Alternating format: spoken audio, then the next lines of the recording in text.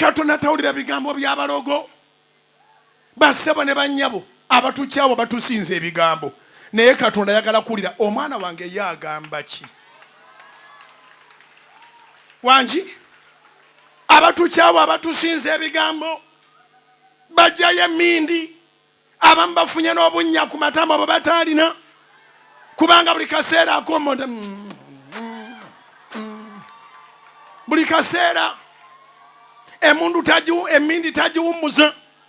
Naye gw'oyogerayo Katonda ate nga tolina mukununa. Toli ng'ayina ekyasika. Ffe tetusika mmindi. Ffe tufuuwa ssaala. Ffe tusaba ssaala. Ffe twogera ssaala. Ffe twogera kigambo. Bo boogera bigambo. Katonda ayagala oyogera ekigambo. Awangula ab'ebigambo. Ekyo ky'oyogedde ku bulamu bwo. Ekyo ky'oyogedde ku baana bo. Katonda akinyweze. Your strongest weapon is your word.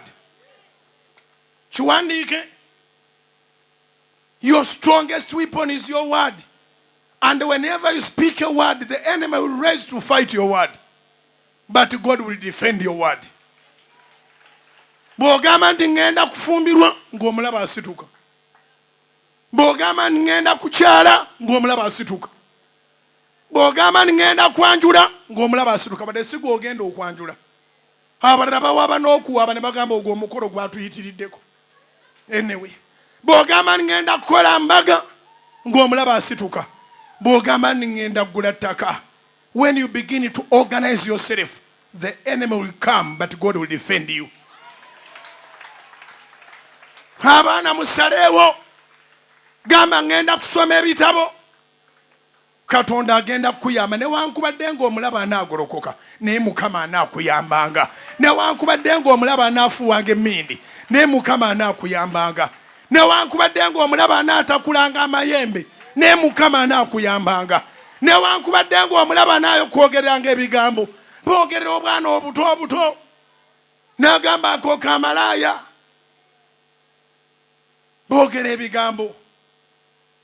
Naye Katonda atulwanidde abooluganda. Agamba nti Musumba Bujjingo nze Mukama yanwanidde. Kubira Mukama engalo ez'amaanyi. Zikubire Mukama engalo ez'awaggulu. Agamba nti nze n'abaana bange tulabye Katonda ng'atulwanira.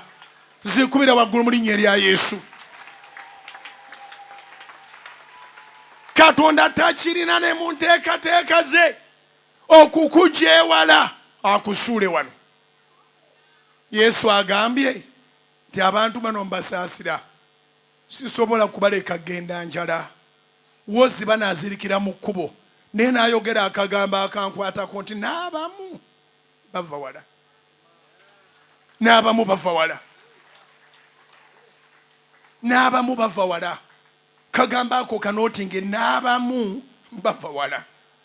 Annange wadde baagala nnyo tusiraane, naye yatujjayo tagenda kukolera bwereere. Abakwagaliza ebibi tebalina maanyi ga enforcinga bibi byabwe kubaako. Naye ate Katonda akwagaliza ebirungi ayina amaanyi agalagira ebirungi okubaako. Are we together? Those who issue evil, they do not have the power to force or to enforce the evil on you. But the Lord who issues you good, He has all the power to command the good things to happen to you.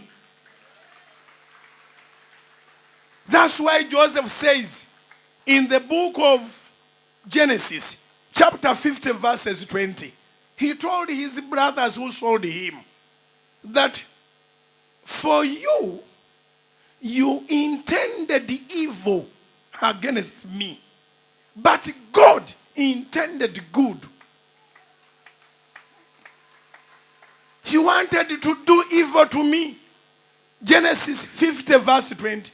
Golowooza ku bigambo bye banjogeredde ne balaba nga wajjudde bwe bate.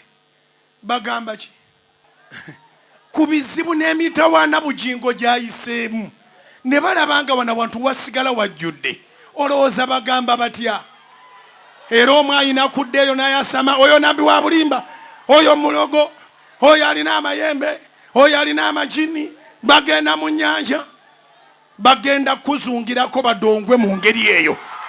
Ngambye bagenda kuzungirako ate badongwe mu ngeri eyo. Bagenda kuzungirako ate badongwe mu ngeri eyo. Nsaba Katonda akukolere n'abaana bo okutuuka ng'omulogo akuyita luminati. Omanyi n'ekigambo tibamanyi kukyogera naye bamanyi okiwayiriza abantu. Ngambye eki ekigambo tibamanyi kukyogera, tibamanyi nakyo ekitegeeza naye bamanyi okirumiriza abantu. Kati nyambo ngambye nebawo ndi Katonda agenda kukolera abalogo batambule nga bagamba nti wafuuka luminati. Simanyi oba otegere kyegamba. Ogenda kutwala guno gwe mulundi gw'osembayo okutwala abaana bo ng'obatwalira mu takisi. Omulundi ogunaddako Katonda agenda kuba akikoze. Aboogera boogere nti wagenda mu luminati naye nga wajja Kanani wano. Zikubira Yesu mu linnya ery'amaanyi zinoge. They are going to talk. Bagenda kwogera. Tetuli mu kusaaga, tuli mu mafuta. Tuli wakati mu kusaba n'okusiiba. Nga tugamba Yesu tusaasire busaasizi. Eyakusaasira n'owona COVID. Akusaasira owona amabanja. Eyakusaasira n'owona COVID. Akusaasira owona obwavu. Ayakusaasira n'owona COVID. Akusaasira ebibiina obiyite. Abatafuna ebyamagero baafa. Kingambira abantu banna nti kitalo. Weesooze n'okwesooza mwe kitalo nnyo. Abatafuna ebyamagero bagenda mu 2020. Abalala abatafuna ebyamagero bagenda mu 2021. Naye ffe abaliwo mu 2022. Abange ffe abaliwo mu 2022. Ffe abaliwo mu 2022. Kyali kisa. Kigenda kusigala nga kisa. Era kitambule nga kisa. Abaana babasome lwa kisa. Ofune promotion lwa kisa. Byotunda bitambule lwa kisa. Ovuge emmotoka lwa kisa. Omwaka gugwako ng'ovudde muzigo lwa kisa. Kitwale ekisa. Tewawulira abasumba abafa mu COVID. Tewandaba nga ndi mulwadde. Tojjukira ng'onsabira essaala. Nga Sunday service ngikoledde dakiika 2. Sitaani otaliya nnyoko yako. Sitaani agenda kukaaba. Sitaani ateeka okaaba. Ateeka okaaba. Natunulanga ku ssaawa nga COVID yannuma. Nenkolera eddakiika 2 Sunday service. Ate nenvawo nga ndi wakukwatirira.